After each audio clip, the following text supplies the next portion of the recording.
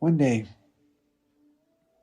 I was sitting by the ocean, and I was noticing the vast expanse of the ocean, revealing itself in all directions, expanding out to the horizon and beyond, this vast, vast ocean. And then I became aware of the sound of the waves crashing on the shore close to me, and my attention shifted from the vast, wide expanse to the focus of the waves happening very closely near me at the shore. And my attention narrowed down and started focusing on the waves. I noticed each wave had a particular size and height and width and duration.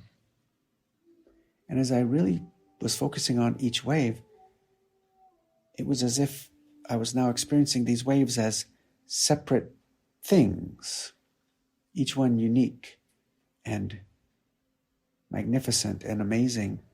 And I realized in that moment that I had gotten pulled into a perspective of separation, that there were these individual waves, and I had forgotten that these waves are actually always inherently ocean. They're not actually separate things. They're natural, temporary expressions of this ongoing ocean. And I realized in that moment that it was a metaphor for how we experience life and death in our lived experience here on planet Earth. Each wave was temporary. It had a beginning, and then it expressed itself in a unique way. It lasted for some amount of time, and then it came to a natural completion.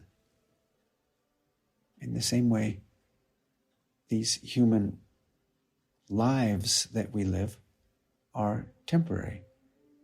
They have a beginning, what we call birth, and they have a duration, what we call life, and they have a completion, what we call death.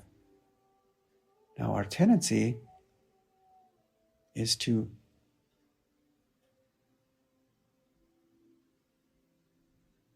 limit our understanding of these human lives that we experience, these waves. We lose track that the human life, which is temporary, because everything in the realm of form, this physical realm, is vibrational, has beginnings, durations, and endings. Now, the whole time we're experiencing those waves, like ocean waves, we can lose track that they're always still the ocean. And so even when the wave comes to a completion, it is actually still always the ocean. It expressed itself uniquely and magnificently and was always still the ocean. And so if we let ourselves consider this metaphor for life on Earth, we then might find ourselves wondering, well, what is death? We can see what birth is and what life is, but how do we consider death? And so, ever since I was very young, I wondered about this and began to explore what writings, what books are out there regarding this. And so when I was younger, there weren't many books about this topic. I was born in 1958, so it was probably somewhere in the late 60s, early 70s that I would have started to wonder about this. And I remember finding a few books on near-death experiences. And they would have accounts that people shared that had been clinically dead, whether it was by a heart attack or a car wreck or a drowning situation, various ways that we can experience this event that we call death. And these people were, clinically dead and yet came back to what we call life. And they would share their stories about what had happened. They would speak about instantly becoming aware that they were no longer in the body. They were seeing their body from a position outside the body, and they were aware that they were no longer experiencing through that perspective of a human life.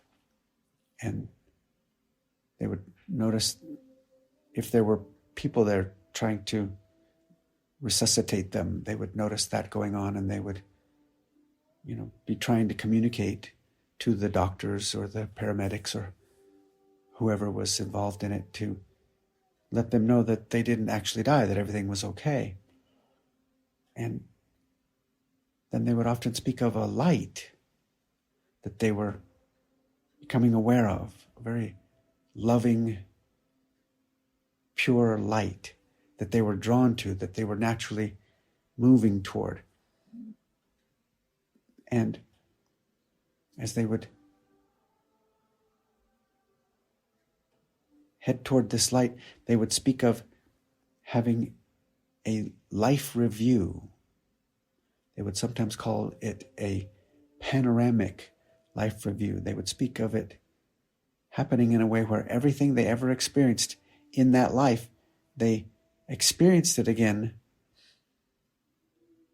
not only from the perspective of their experience from within their life, they also experienced all of their life events through the perspective of anyone that affected.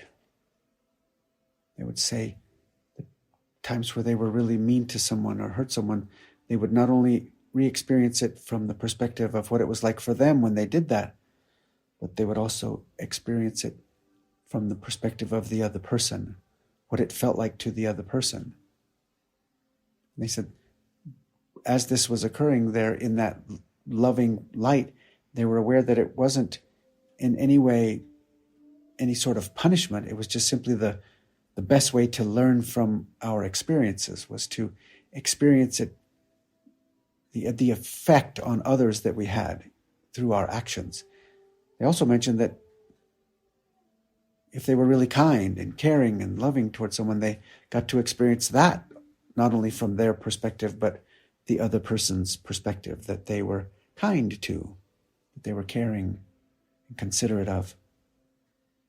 And so what they would speak of next is that they would then reach a threshold within that light where they were very aware that if they went any further, they wouldn't come back to their human life. They would move ever more fully into this loving light. And at that point, because these are near-death experiences, they're actually dead for a bit, but then they come back, they then don't continue into the light because they come back. They would say sometimes they knew that they needed to come back, and so then they would come back into their physical body. Other times they would say they didn't want to come back. They were ready to move more fully into the light, but there would be a communication letting them know that there was still more for them to experience in that life. And at that point, whichever way it happened, whether they chose it or they were informed that they had to go back, that would be the point where they would then be back in the body. They would feel the density of the body again. That would be the point where the defibrillators, those electronic paddles that they would sometimes do on someone's chest to restart the heart, that would be the point where it finally works. or when the CPR finally gets the water out of the lungs, or, varying stories depending on the type of death that they experienced. And that would be the point where they were then back in the body. So I had been reading these stories about near-death experiences, very curious about it. Well, one of the people that I was able to speak to about all these kind of things was my grandma Inga. Her name was Ingeborg Nicholson from Norway. And we would speak about all these kind of things and wonder about death and all of that. And I remember one day when we were talking about it, she said, well, that's going to happen to me too.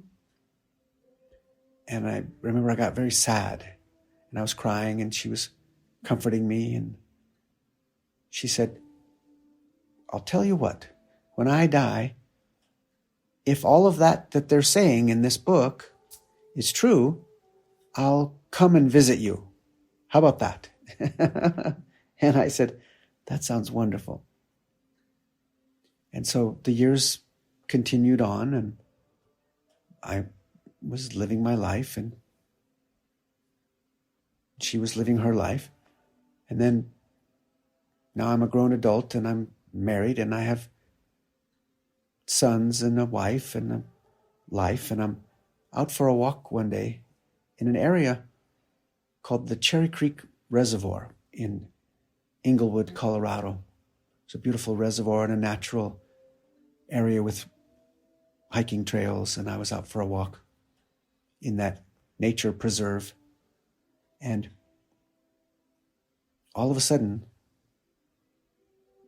right in the middle of one step to the other, arrived Grandma Inga. Arrived. She was with me. Now, this was, beyond what my mind could even make sense of, because my Grandma Inga was hundreds of miles away. She lived in a small town in southern Colorado called Alamosa. She lived in a little house all by herself.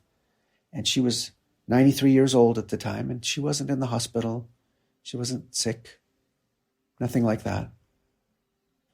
But on that day, in that nature area called Cherry Creek Reservoir, all of a sudden she was with me. Her spirit was with me. This is really hard to find words to try to describe this direct experience, but all of a sudden her spirit was with me, and instantly I was out of my body.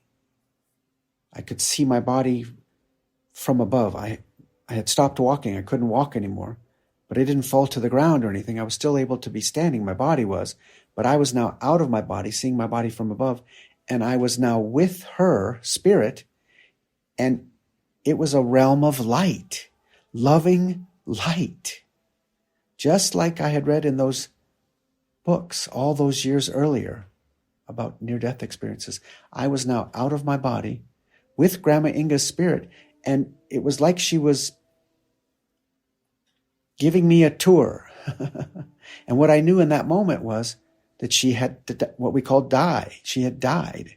Death had happened, but she wasn't dead because her spirit was visiting me, and she was just in complete joy and playful and not experiencing any more pain. She was liberated. She was completely free and at peace. And it was revealed to me in that experience that there isn't actually any death. We don't ever die. And we live many, many lifetimes. There was a flash of other experiences that her and I had experienced together. There was a flash of a life where I was her father and she was my daughter in another life. There were flashes of those kind of moments. And then there was just this loving light that she was in, and very playful and completely at peace. And there was a realization that there is no death. We experienced many of these human lives.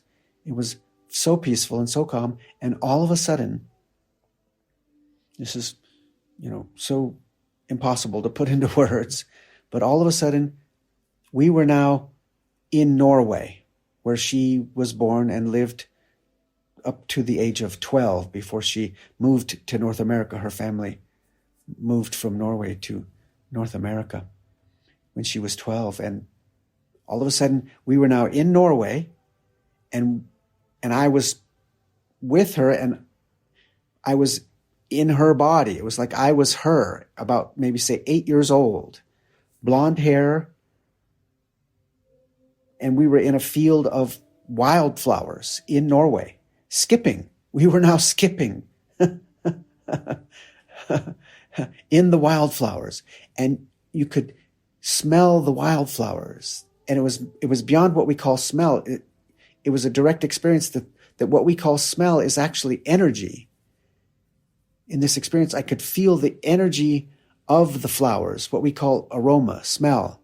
It was energy, and it was a combination of energies. Each different flower had a different energetic signature, a different energetic feel to it. And this combination of flowers, this wildflower field that we were in, had a unique feel to it. And she loved skipping in them. This is a field of wildflowers that she loved to skip in when she was a girl in Norway. And we were now experiencing it together, skipping in the wildflowers. And we skipped and skipped and skipped, and it was just so much fun for her. It was like I was experiencing it, and so was she. Both of our spirits experiencing it together in her body, in that field of wildflowers in Norway. That flowed for a certain amount of time. I don't exactly know how long, maybe 10, 12, 15 seconds, something like that, clock time, if we were to somehow try to make sense of this. And then next thing I know, the skipping has come to completion. She was so delighted to get to skip in the wildflowers one more time, and I got to experience it with her. And 3, 2, 1, and now we were no longer in the field of wildflowers in Norway. We were now just resting in that realm of light, loving light. And I was aware that she was now letting me know that her visit was coming to completion. And there was, once again, the realization that there is no death, that she'll always be with me. That was the other thing that was very clear to me. It was like communicated naturally without any words, that anytime I just bring her into my awareness, that her spirit would be with me always, that we're ever together. We can't ever actually be separated. All of us, we're all connected in that realm of light that actually is permeating our physical experience as well. And 3, 2, 1, and the experience was complete, and I was back in my body. I could now feel the density of my body, but I could still feel the realm of light that permeates the body. And the field that I was in, this, dry Colorado landscape that I was in, was different feeling than when we were skipping in Norway. When we were in Norway in the wildflowers, it was more humid, and the temperature was colder, and the landscape was steeper, and it was more moist, more humidity. And now then, me back in my Mitch Rosacker body in Colorado, it was dry, a different field, but all of it was still infused with that loving light. It was amazing.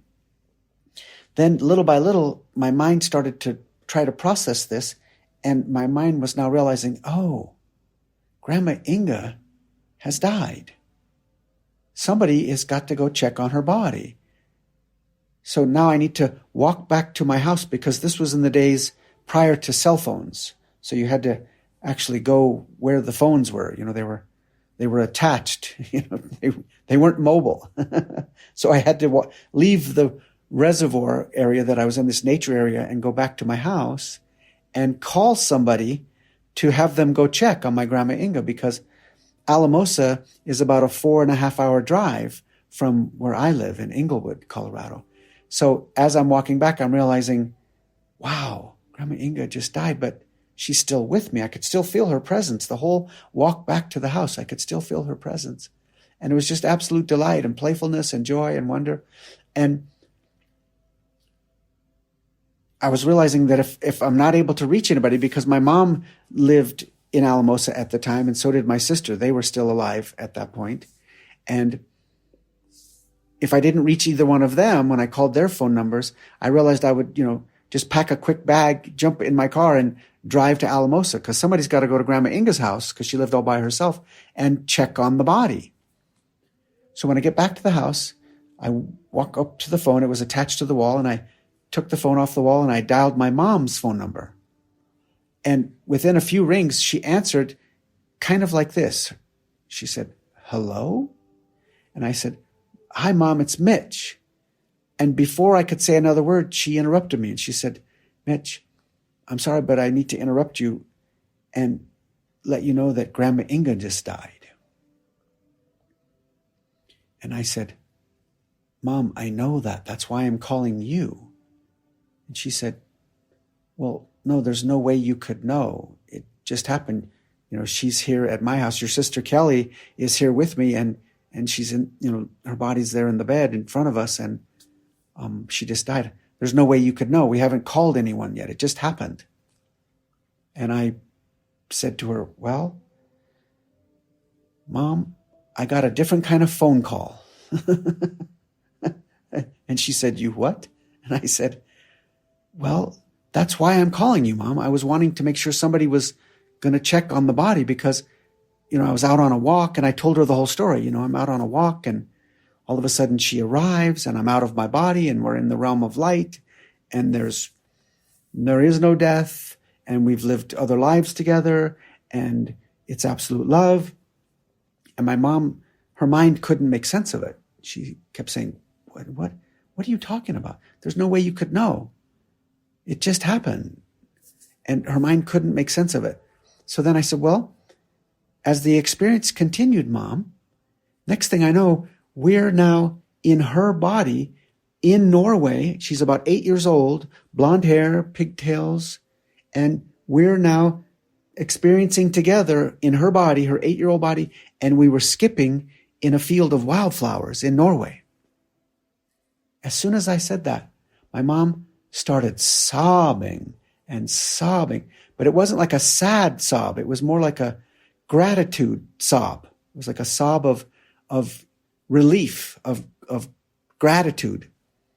And she sobbed for quite a bit. And then and I was just letting her have her experience. And then when she could finally speak, she said, "You did get a different kind of phone call, didn't you?" And I said, "Yes, that's what I've been trying to tell you." And she said, "I understand now." And I said, "Well, why is it suddenly making sense?" And she said, "Well, there's no way you could have known about that." And I said, "What do you mean?" She says, "The skipping in the wildflowers. There's no way you could have ever known that." I said, "I'm sorry, Mom, I still don't understand." She said, "Well, when I was a little girl," she said, "I was probably about 10 or 12 years old. I once asked my mom, your grandma, Inga, I asked her one day what she most missed about Norway. And she told me that she missed skipping in the wildflowers in Norway."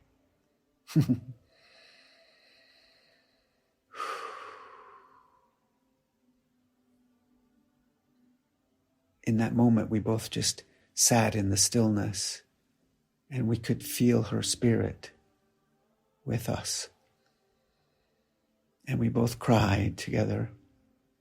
Even as I'm sharing this story in this moment, I can feel the tenderness and the sweetness of that moment that I shared with my mom. Her mom had just died and she was so sad. And then a few minutes, her son calls her on the phone and tells her that her mom, his grandma Inga, just visited him in Inglewood, Colorado, 4.5 hours away by car. And we were both just so at peace. We could feel her loving presence. And my mom was so comforted. It was a moment we got to share together, realizing that these waves that we call a human life have a beginning and a duration and a completion. And yet our spirit, our essence, can't die, is eternal, pure light, pure love.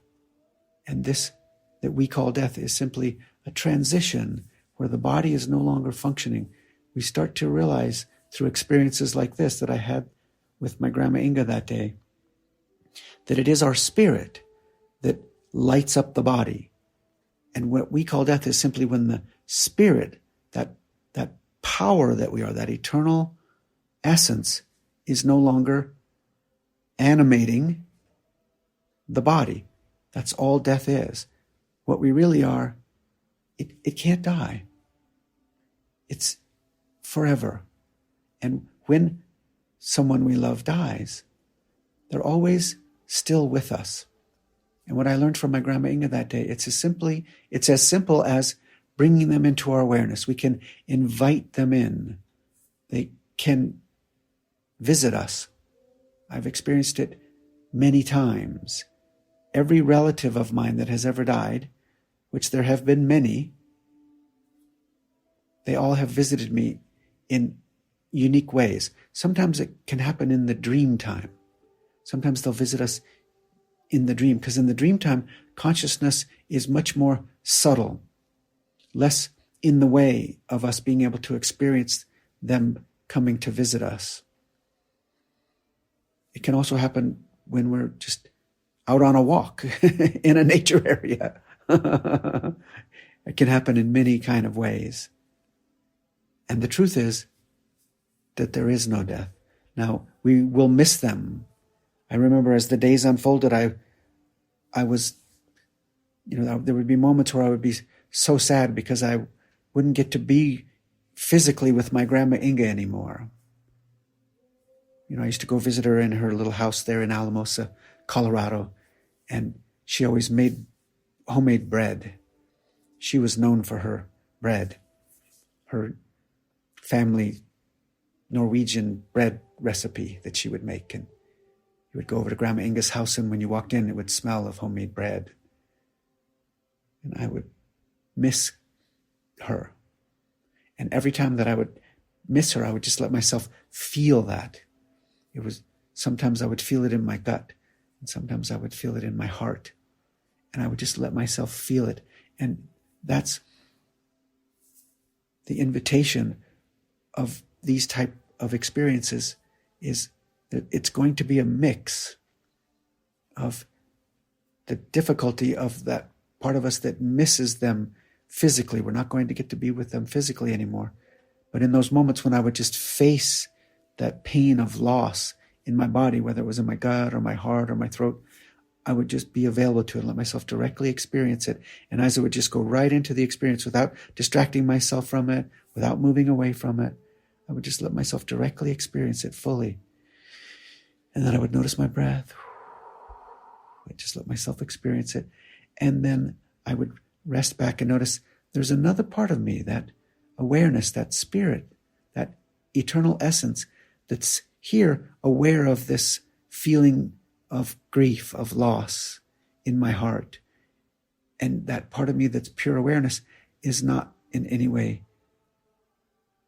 captured in that feeling of pain, of loss, of longing for her. And I would rest back in that awareness and let that experience in my heart just flow. And then I would find myself roaming out into that awareness, and I would feel her presence. And I would be comforted, knowing that she's always with me. And anyone that we've ever known who experiences this transitional event that we call death is simply no longer experiencing that body, but they didn't actually die. They're always available to us. It's as simple as bringing them into our awareness. And then there's the possibility, if we let go all doubt or skepticism or beliefs that would in any way limit, we can experience them with us. They're available to us. And we can feel their presence. There may be moments where a certain song comes into your awareness that you remember, or a certain smell, or a certain memory of them. There's lots of ways that they'll let their presence be known to us. And so we can rest in that truth. We can relax into that.